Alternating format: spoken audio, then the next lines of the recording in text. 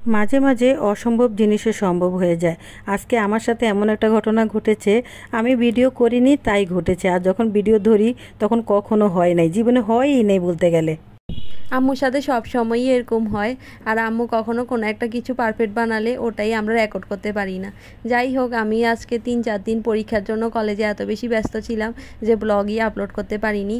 তো আজকে অনেক কষ্ট মষ্ট করে আমি আর আম্মু মিলে ঝগড়াঝাটি করে এখন ভয়েস দিতে বসলাম। আর আম্মু আর আমার এখনও এক দফা ঝগড়াও হয়ে গিয়েছে।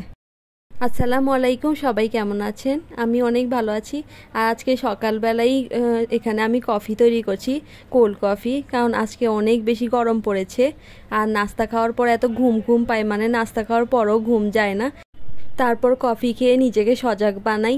আর সেটার জন্য আজকে একটু স্পেশাল করে কফি তৈরি করছি, মানে আজকে একটু আমার স্পেশাল ক্যাপাচিনো কফিটা খেতে ইচ্ছা করছিল। তো ওটা আমি দেখেছি একটা ভিডিওতে, যে বোতল দিয়ে ঝাঁকড়িয়ে সুন্দরভাবে কফি তৈরি হয়ে যায় আর অনেক ফোম ফোম হয়। তো আমি সেটাই আজকে ট্রাই করব। আমি আবার কফি তেমন একটা পছন্দ করি না, ছোটোবেলা থেকেই কফি কী জিনিস আমি বুঝতামই না, কিন্তু বড় হওয়ার পর আমি কফি অনেক দেখেছি, মাঝে মাঝে খেয়েওছি, কিন্তু আমি অতটা আমার ভালো লাগে না তেমন একটা। তো যাই হোক, সকালবেলা কফি খাওয়া আসলে আমার একটা অভ্যাস না, কিন্তু তৃষার অনেকটাই অভ্যাস করে ফেলেছে। ও বেশিরভাগ সময় সকালবেলা কফি খায়, যেহেতু ওর অনেক কাজ থাকে, ওর মোবাইলে অনেক কাজ থাকে, ওর এডিটের কাজ থাকে, তখন ও একটু কফি খেলে ওর একটু ঘুম ঘুম ভাবটা চলে যায় আর কি। তো যাই হোক, এখন নিজের জন্য কফি বানাচ্ছে, আর কফিটা দেখে আমারও আজকে একটু খেতে ইচ্ছে করছে, কিন্তু দুর্ভাগ্যবশত এক প্যাকেটই ছিল, কোত্থেকে আর খাবো বলেন, এই এক প্যাকেট তো আমার মেয়েরই লাগবে। তাও আমি মাঝে মাঝে আম্মুকেও একটু দেই, তো আজকেও আম্মুকেও একটু দিব, কারণ আজকের কফিটা অনেক বেশি সুন্দর হয়েছে আর স্পেশাল ছিল। তো এই এত এত বোতলটা ঝাঁকিয়ে যে এত সুন্দর করে তৈরি করা যায়, এটা আমি ভাবিনি। আমি ভেবেছি এমনি সাধারণ হবে, কিন্তু দেখি আজকে অনেকই সুন্দর হয়েছে, অনেক বেশি ঝাঁক এসেছে আর এটার জন্য অনেক বেশি সুন্দরও লাগছে। এরপর আমি বরফও দিয়ে দিয়েছি, আর এরপরে তো আরও বেশি খেতে ভালো লাগছিল। শুরুতেই আজকের দিনটা আমাদের অনেক ভালোই কেটেছে আলহামদুলিল্লাহ। তো পুরো ভিডিওটা যদি দেখতে চান অবশ্যই সুন্দরভাবে দেখে তারপর একটা সাবস্ক্রাইব করে দিবেন, কারণ আজকের ভিডিওটা অনেক সুন্দর। আর দ্বিতীয় কথা হচ্ছে, আমরা যে ভিডিওগুলো ছাড়ি আপনারা যদি না দেখেন তাহলে আমাদের কষ্ট না একদমই বৃথা মনে হয়। তো যাই হোক, আমরা আপনাদেরকে বন্ধু বানিয়ে নিয়েছি, কারণ আপনারা আসলে আমাদের ফেসবুক অন্য জগতের একটা বন্ধুত্ব, যার সাথে দেখা নাই কিছু নাই, কাউকে চিনি না, তারপরও কথা বলতে ইচ্ছে করে, এই আর কি। তো যাই হোক, এই যে কফিটা তৈরি হয়ে গেছে, অর্ধেকটা তৃষা খাবে আর অর্ধেকটা আমি খাবো, কারণ আমার আজকে অনেক লোভ লোভ লাগছে। আমি ভাবছি যে আজকে আমি ভাগটা ছাড়বো না, আজকে একটু খেয়েই ছাড়ি। এমনিতে আজ কয়েকদিন আমার এত পরীক্ষা চলছিল, টানা 3 দিন পরীক্ষা ছিল। তো এই টানা 3 দিন পরীক্ষা দিয়ে আমার শরীরে একদম খারাপ অবস্থা হয়ে গিয়েছে। কারণ পরীক্ষা একটার পর একটা থাকলে অনেক পরিশ্রম হয়ে যায় আর রাত জেগে জেগে অনেক পড়তে হয়। তো সেই জন্য আমার আজকে 3 রাতের ঘুম এখনও পর্যন্ত যায়নি। এই জন্য আমার একটু কড়া করে একটা কফি খেতে ইচ্ছা করছিল, তো সেটাই বানালাম। আর এই দেখেন, আজকে সকালটাও অনেক সুন্দর। আর এখানে কি সুন্দর তুলসী গাছ, এই তুলসী গাছটা অনেক সুন্দর, কিন্তু দুঃখজনকভাবে এই তুলসী গাছটা এখন আর নেই।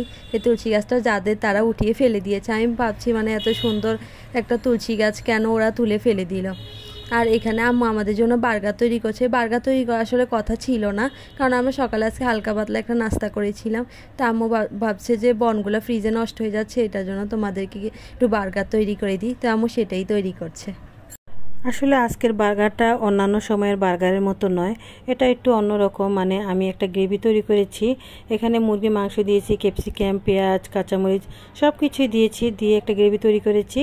আর সেটাই এখন বার্গারের বনের ভিতরে দিয়ে দেব। আর বনটা আমি একটু ধনিয়া পাতা আর একটু মরিচের গুঁড়া দিয়ে তারপর একটু ভেজে নিয়েছি, সামান্য একটু বাটার দিয়েছি, এতটুকুই, আর কিছুই না। বনগুলো নষ্ট হয়ে যাচ্ছে, তা ভাবলাম বাচ্চাদেরকে বানিয়ে যদি দিয়ে দিই তাহলে বাচ্চারা খেয়ে ফেলবে। কোনো জিনিস নষ্ট করে ফেলাটা আসলে আমার কাছে অনেক খারাপ লাগে।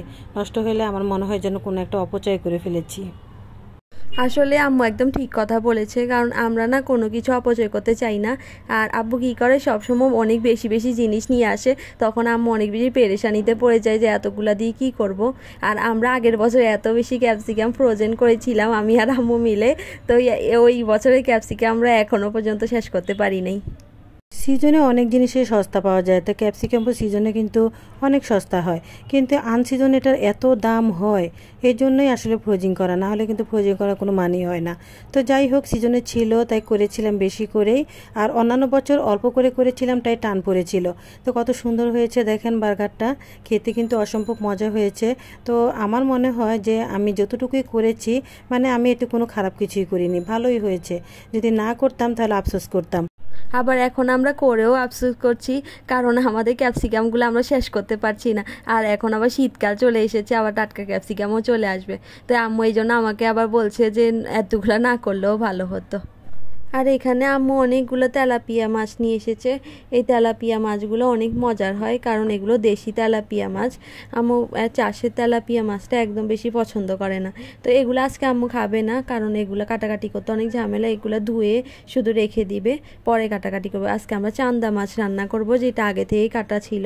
তো ওই কালো চান্দা মাছ, আর ওই চান্দা মাছটা অনেক ভালো। আজকেই একদম শেষ চান্দা মাছটা আমরা রান্না করব। এর আগে দুইটাও রান্না করে ফেলেছি।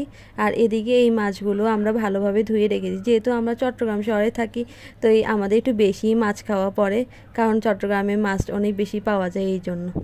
অন্য একটা দরকারে আমি একটু বাজারে গিয়েছিলাম, তো আমার সামনে এই মাছগুলো খুবই তাজা পড়েছিল, তাই কিনে নিয়ে আসলাম। তবে প্রয়োজন ছিল না, তারপরে সামনে যখন তাজা কোনো তরকারি অথবা তাজা কোনো মাছ মানে আসে, তখন আর আমি লোভ সামলিয়ে রাখতে পারি না, তো কিনে ফেলি। তো আজকে কিনে ফেলেছি। মাছগুলো দেখেন কত তাজা ছিল।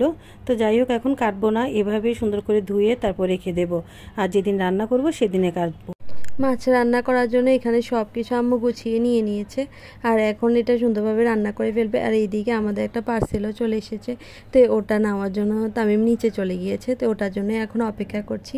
ওটা অনেক একটা বিশেষ পার্সেল, কারণ আমাদের অনেকেরই আছে যে হাত ঘামানোর সমস্যা থাকে, তো ওই সমস্যার জন্য এই থেরাপিটা নিলে ওটা অনেক কমে যায়। তা আমরা জানি না ওটা কমবে নাকি না কমবে, আমরা 1-2 মাস ব্যবহার করার পর এটা দেখতে পাবো। তো ওটাই এখন নিয়ে এসেছে, আর ওটা কি সুন্দর করে প্যাকেজিং করে দিয়েছে ওনারা। আর এখানে অনেক কিছু দিয়েছে, এগুলো সুন্দরভাবে লাগাতে হয় আর কি। ও যখন প্রথমে আমাকে এটা কিনতে বলেছিল, আমি তখন নিষেধ করেছিলাম, যেহেতু অনলাইন থেকে নেবে, তো আমি এটা কি ভালো পড়বে না খারাপ পড়বে এটা নিয়ে একটু চিন্তায় ছিলাম। তো তারপর যখন নিয়েছে, এখন দেখি না ভালোই হয়েছে। তো এটা আসলে ব্যবহার করবে কিভাবে সেটাও এখনও আমি জানি না, তবে মানে ব্যবহারটা মনে হয় একটু কঠিনই হবে, কারণ অনেক কিছু দিয়েছে সাথে দেখলাম।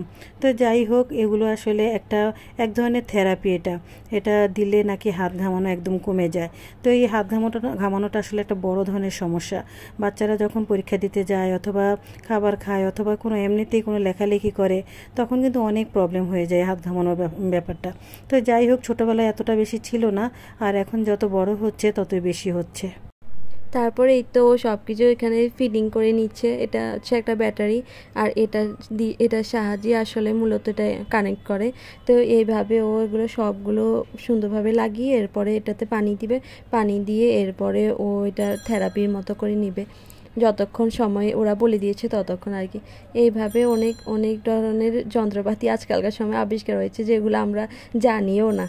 মানে এখন বেশিরভাগ সময় আমাদের রোগের জন্য থেরাপির মানে ইয়াটা অনেক বেশি উপকারী, তো সেটাই আর কি ও করে। এটা সম্পর্কে আমাদের তেমন একটা ধারণাই নেই, যতটুকু আমরা জানতে পারছি ততটুকুই আপনাদের সাথে শেয়ার করলাম। যাই হোক, আমরা ডেইলি লাইফে যা কিছু করি সেগুলোই আপনাদের সাথে শেয়ার করি, তো এটাও শেয়ার করলাম। আর এই তো এখানে আব্বু চকলেট নিয়ে এসেছে। এই চকলেটগুলো অনেক বেশি মজার ছিল, এগুলোর ভিতরে বাদাম ছিল, আবার কি একটা জানি ছিল চুইংগামের মতো, ওটা বেশি আমারটা ভালো লাগে নাই, কিন্তু বাদামটা ভালো লেগেছে। তো আর কি, এখানে এক প্যাকেটের ভিতরে অনেকগুলো চকলেট থাকে। আমার চকলেট আবার অনেক ভালো লাগে, কিন্তু আম্মু বেশি খেতে দেয় না, কারণ আম্মু ছোটোবেলা থেকে আমাদেরকে চকলেট অনেক কম কম করে খাওয়াইছে, কারণ আমাদের যদি দাঁতে পোকা ধরে যায় এই জন্য। আমাদের আল্লাহর রহমতে কখনো দাঁতে পোকা হয়নি, কিন্তু আম্মু ছোটোবেলায় অনেক চকলেট খাইতো, এই জন্য আম্মু দুইটা দাঁতে পোকা হয়ে গিয়েছিল, আর পরে আম্মু এটা নিয়ে অনেক কষ্ট পাইছিল। হ্যাঁ, তিশা সত্যি কথাই বলেছে। আসলে আমি এগুলো মানে ওদেরকে একবারে মানে সামনে দিয়ে রাখি না, মানে আমি লুকাই রাখি, কারণ ওরা কিন্তু দেখলে ঠিকই খেয়ে ফেলে। কারণ চকলেট জিনিসটা সব বাচ্চাদের পছন্দ। ছোটোবেলা আমাকেও অনেক চকলেট খাওয়াইছে আমার আব্বা, এত খাওয়াইছে যে আমার দাঁতে পোকা হয়ে গেছে, পরে আমার ওই 2টা দাঁত নষ্টই হয়ে গেছে। তো যাই হোক, এর জন্য আমি আমার বাচ্চাদেরকে অনেকটাই মানে সতর্ক করে রাখি। তো এই চকলেটগুলো খেতে কিন্তু অনেক মজা ছিল, অনেক ভালোই ছিল। তো আসলে একজনে অনেকগুলো করে খেতে পারবে, নিয়ে নিয়ে যাচ্ছে দুষ্টামি করে আমার সাথে, দেখেন। কিন্তু আসলে এতগুলো খাবে না ওরা। যাই হোক, যতদিন থেকে শীতকাল শুরু হয়েছে ততদিন থেকে তো পিঠার উৎসবও শুরু হয়ে গিয়েছে, আর সামনেই এখন শীতকাল চলে আসছে। তো আম্মু শীতের আগমন এখানে পুয়া পিঠা না তেলে পিঠা দিয়েই শুরু করলো। আর আজকে আমাদের ভাগ্যচক্রে আমাদের তেলে পিঠাগুলো ফুলকো ফুলকো হয়েছে। এমনি সময় তো আমাদের তেলে পিঠাগুলো ফুলতেই চায় না, যতই ডিম দিই যত যা কিছুই করি এগুলো ফুলতে চায় না, কিন্তু আজকে কেন জানি এটা মানে ফুলকো ফুলকো হয়ে গিয়েছিল। আমি আসলে পিঠাগুলো ভিডিও বানানোর উচ্ছেলে করি নাই, আমি ভাবছি যে মাঝে মাঝে ভিডিওর বাইরেও তো আমাদের একটা জীবন আছে, তো আমরা অনেক কিছুই আসলে দেখাই না। তো যাই হোক, সেই ভেবে আমি ভাবছিলাম যে বিকালটায় ভিডিও করব না, এমনিতে নাস্তাটা বানিয়ে নিই। ওমা কি সুন্দর করে ফুলেছে যে আর থাকতে পারলো না, তৃষা চলে আসলো যে না আম্মু এটা ভিডিও করতে হবে। দেখো জীবনে আমাদের একবারই এই পিঠাগুলো ফুলেছে, জীবনেও তো ফুলে নাই, এই প্রথম একবার ফুলেছে, তা ভিডিও না করে কি পারি বলো? আর হয়তো বা জীবন আর নাও ফুলতে পারে, তাই এটাই শেষও হইতে পারে। তো যাই হোক, এটা ভেবেই আসলে ভিডিওটা করা। আমরা আসলে স্মৃতি ধরে রাখতে চেয়েছিলাম, কারণ আমাদের সাথে এটা খুব একটা অবাক করা ঘটনা যে আমাদের তেলেপিঠা ফুলেছে। এত তেল দিয়ে ভাজি, এরপর তেলেপিঠা ফুলতে চায় না, কেন ফুলে না এটা আমি জানি না। আম্মু সবসময় ছোটোবেলায় যখন আমি পিঠা বানাতো আর আম্মুর পাশে যাই দাঁড়িয়ে থাকতাম, বলতো যে তোমরা দাঁড়িয়ে থাকো না, আর পিঠা সম্পর্কে তেমন একটা কথা বলিও না, নজর লেগে যাবে। যাই হোক, আপনারা সবাই ভালো থাকবেন। আল্লাহ হাফিজ।